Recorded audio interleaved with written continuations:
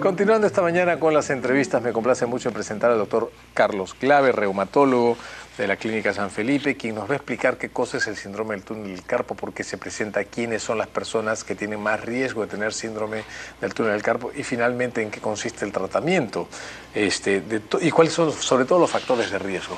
Carlos, buenos días, qué gusto verte por acá. Buenos días, gracias por la invitación. Después de algún tiempo para conversar sobre una condición que es relativamente frecuente. Sí, es relativamente frecuente, es más frecuente sobre todo en mujeres, es 2 a 5 mujeres por cada hombre. Sí, ¿no? Entre los 30 y los 60 años es el pico de mayor incidencia del túnel del carpo. El túnel del carpo es un atrapamiento del nervio mediano cuando discurre a través de un túnel que es el ligamento carpiano. Que está en la muñeca. En la muñeca, sobre la muñeca. ¿Esto es un problema reumatológico, es un problema traumatológico? Es un problema... ¿Es un problema metabólico? Es una neuropatía por atrapamiento. Por atrapamiento. Es decir, el nervio que pasa por esta parte de acá a través de un espacio, por debajo de un puente. De un puente, que es el túnel del carpo. Queda atrapado y comprimido y eso genera todas las molestias. Entonces, claro. La causa es o porque hay un estrechamiento del canal del túnel, o porque el nervio carpiano, que es el nervio mediano, perdón, que es menos frecuente, tiene una angulación o tiene algún problema de lesión, ¿no? Lo más frecuente es por un estrechamiento. Esto se puede relacionar con algunas enfermedades sistémicas, diabetes mellitus, acromegalia, amiloidosis, hipotiroidismo, también se puede con enfermedades reumáticas, artritis reumatoide, enfermedades por depósito de cristales. Pero es más frecuente en mujeres. Es más frecuente en mujeres. ¿Y hay alguna preferencias por razas? ¿Diferencias por razas? No hay ninguna diferencia. Ya. Y como le digo, puede estar asociado a estas enfermedades, pero también hay que diferenciarlo de algunas otras patologías, problemas de radiculopatía, por ejemplo, cervical. Ya. Hay una enfermedad que se llama distrofia simpática refleja, que después de alguna operación o algún traumatismo, que también puede dar síntomas parecidos. Entonces, identificado el que es el túnel del carpo, generalmente no está asociado a ninguna otra patología y eso es el síndrome del túnel del carpo que nosotros los médicos decimos idiopático, claro, es decir, que no tiene una causa no conozco. Que debe ser el más común. ¿Perdón? ¿Qué es el más común? Es el más frecuente, ¿no? Es el más común. Entonces, ese es entonces, la tarea del reumatólogo es, primero, definir que no es otra enfermedad, que no está asociado a alguna enfermedad crónica que merezca un tratamiento más continuo, y después empezar un tratamiento para evitar que esto le produzca, porque puede producir incluso atrofia de los músculos acá de la eminencia tenar, puede producir discapacidad, entonces hay que evitar eso, ¿no? Ahora, ¿qué síntomas da? ¿Cómo comienza esto? ¿Cuánto? Los síntomas son de dolor y sobre todo parestesias. Parestesias es una forma de como adormecimientos, adormecimiento, y que se presentan en los 3 primeros dedos de la mano y en la mitad lateral del 4.º dedo, porque ese es el área de inervación del nervio mediano. Famoso nervio mediano. Es una afectación sensitiva, o sea, la parte sensitiva. Es como, no sé si a algunas personas les haya pasado, a veces estás con el codo apoyado y pum, te golpeas el codo y sientes una electricidad que discurre por todo el brazo. Así, y el diagnóstico es por medio de un examen clínico. Así es. Y en el examen clínico puede haber una compresión de la zona que produce esa sensación. Así es, todo el antebrazo. Puede haber también ponerle las muñecas en esta posición, el signo de funnel, o el tinel, que es el percutir en esa zona, y se produce como una especie de corriente. ¿Qué tan severo y discapacitante puede llegar a ser? Dependiendo, ahí no para el diagnóstico, sino para precisar la intensidad de esto, los estudios de la velocidad de conducción nerviosa, electromiografía con velocidad de conducción nerviosa son útiles y apoyan.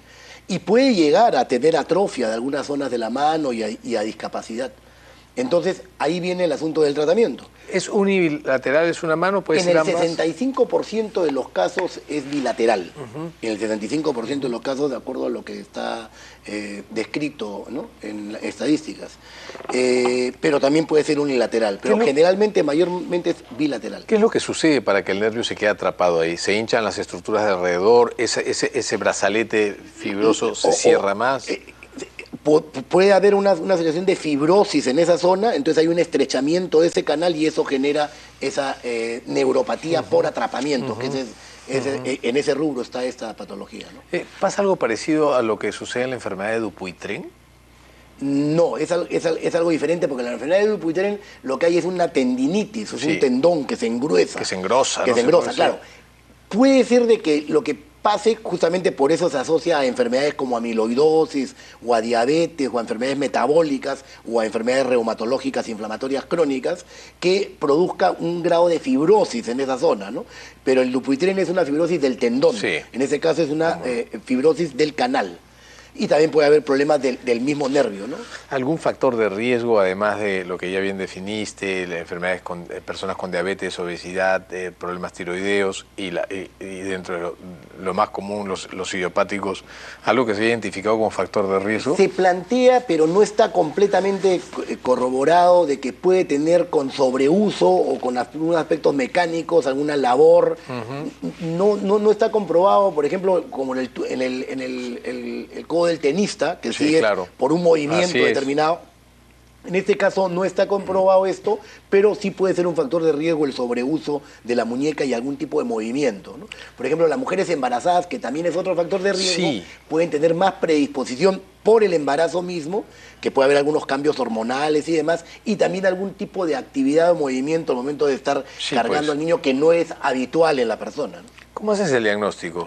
El diagnóstico es clínico. El diagnóstico clínico es con los dos el signo de signos, que son el de Tinel, que es la percusión sobre la parte de la muñeca, o el de Fanel, que es el poner la muñeca en hiperflexión, ambas muñecas, y se reproduce la sintomatología. Claro. O más simple, simplemente con la compresión con la mano del médico sobre la muñeca.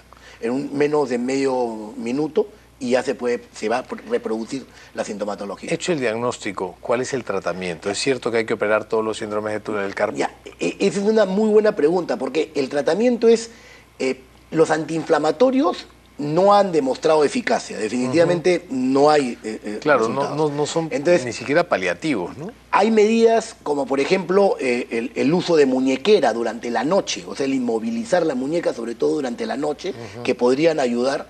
Podría ayudar, bueno, el asunto de no hacer un trajín con la muñeca. Claro. Los corticoides en forma oral también han demostrado algún nivel de resultados, y la infiltración produce una mejoría en los síntomas en estudios que hay a 10 semanas y puede retrasar la cirugía eventualmente hasta un año. Pero la gran mayoría, cuando esto es severo, cuando ya hay algún grado de discapacidad y es más crónico, tiene que ir a cirugía. Y la cirugía es curativa. ¿En qué consiste la cirugía? La cirugía es simplemente desatorar ese canal. Literalmente. Cortar la pulsera esa fibrosa. Y aquí lo que viene ya es pasar a referirlo al cirujano de mano, ¿no? Y ahora tenemos especialistas, ¿no? En la Clínica San Felipe tenemos médicos traumatólogos que solamente trabajan más, porque mano es un territorio muy difícil para... ¿no? Claro, no cualquiera entra ahí. Tenemos un Facebook. Me diagnosticaron túnel carpiano en ambas manos, pero ahora también tengo dolor en el cuello, hombros y codos. ¿Estos dolores estarán relacionados? Pregunta Melissa.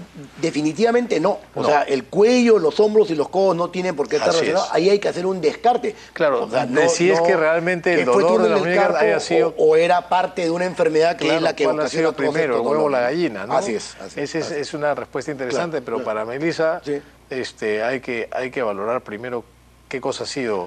Ahí viene el papel cuando me preguntabas qué especialidad, ahí vendría el papel del reumatólogo para descartar otras enfermedades que pueden o dar el síndrome del túnel del carpo o confundirse con síndrome del túnel del carpo. Terapia física. Terapia física sí puede ayudar, incluso hay algunos estudios que plantean que el ultrasonido puede mejorar, pero al final generalmente es la infiltración y en el segundo nivel de La tratamiento cirugía. es la cirugía, que además es una cirugía relativamente simple. Sí, ¿no? Tenemos otro Facebook. Cuando se tiene el síndrome del túnel carpiano, es mejor emplear una computadora personal, una laptop o una desktop, o sea, una computadora personal, una computadora de escritorio con teclado. ¿Qué características debería tener el mouse? Pregunta Eli Quispe. Ya. Eso es controversial, justamente lo que Ya. hablábamos, que no necesariamente es por un asunto de movimiento. Exacto, ¿no? porque O sea, nosotros venimos usando, las computadoras te pueden llegar a tener tendinitis y por eso es que ahora hay tableros ergonómicos, Claro. pero no se ha visto un incremento en la incidencia de túnel del carpio desde que usamos computadoras. Estamos además, tecleando no todo el día. tienen más túnel del carpo los Las- que usan computadoras que los que no la usan. Las secretarias no tienen más túnel del carpo Así es. ¿no? que Claro, las costureras, claro. digamos. A diferencia, por ejemplo, de otras patologías de este tipo de reumatismos extraarticulares, como por ejemplo el codo del tenista, Claro. el codo del golfista, Así es. o por ejemplo... Las bursitis olecranianas. claro, ese tipo de... Ahora, prevención, ¿es posible hablar de prevención entonces en síndrome del túnel del carpo? Si es tan aleatorio, yo creo que no, ¿no? Definitivamente no, porque lo que hay que hacer simplemente es saber de que si hay esta sintomatología, tomar las medidas para que no sea más intenso y no llegue a la Sí, necesidad de porque la el dolor cirugía. es por mecanismo directo sobre el nervio. Por una ¿no? compresión, No es una por neuropatía por inflamación. compresión. Claro que sí. Carlos, te agradezco muchísimo. No, a ha usted sido un placer por la conversar invitación. contigo Muchas esta gracias, mañana. siempre un placer. Ha sido el doctor Carlos Glave, médico reumatólogo, hablando sobre túnel del carpo. Nos vamos a una pausa y venimos para hablar sobre playas y contaminación de playas en el verano.